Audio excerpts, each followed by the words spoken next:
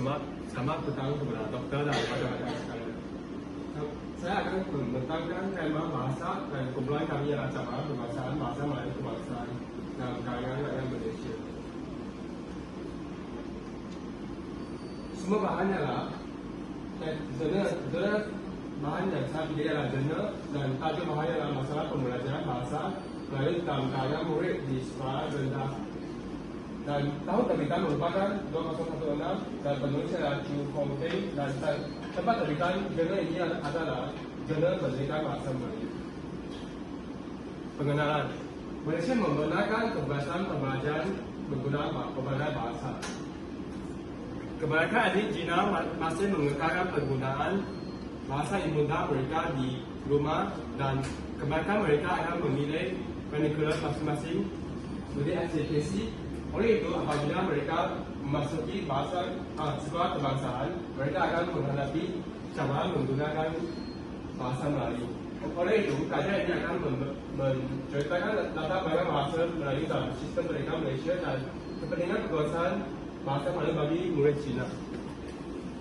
Tujuan kajian adalah tidak lalu mengkaji persepsi dan amalan membaca bahan bahasa Melayu. Kedua adalah mengenal pasti masalah seputar dan kalangan murid Cina. Ketiga, melihat pengaruh persekitaran dan dorongan guru rakan ibu bapa terhadap pembelajaran bahasa Melayu. Objektif kajian adalah 4, yaitu mengkaji beberapa amalan membaca murid-murid Cina terhadap bahasa Melayu.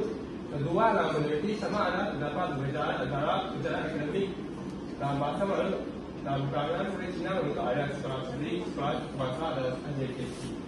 Ketiga adalah mengumpulkan kemahiran tersebut dengan pemahaman bahasa Melayu. Keempat adalah mengatasi jenis masalah bahasa yang dihadapi dalam pembelajaran interaksi dengan kawan sekolah di sekolah.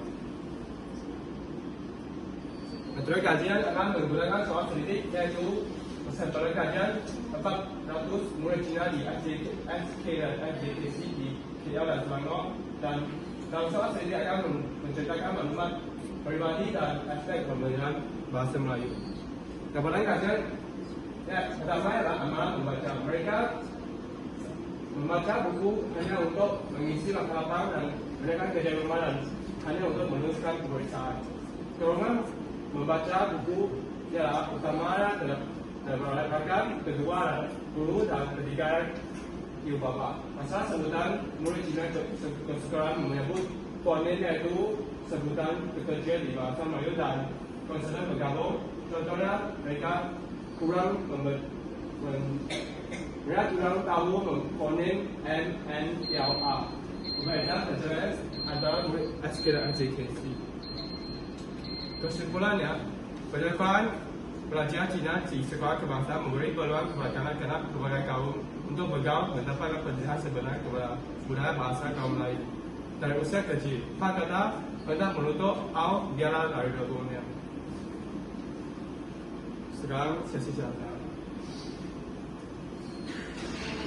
Langkah untuk belajar bahasa Cina, nak memasuki bahasa Melayu dengan lancar. Langkah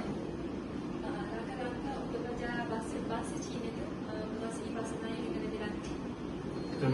Terima kasih kepada soalan. Langkah-langkah untuk adik Cina belajar bahasa Melayu yaitu mereka perlulah memupuk minat membaca bahasa Melayu ataupun mereka boleh pergi tuition apa untuk meningkatkan pencapaian bahasa Melayu mereka.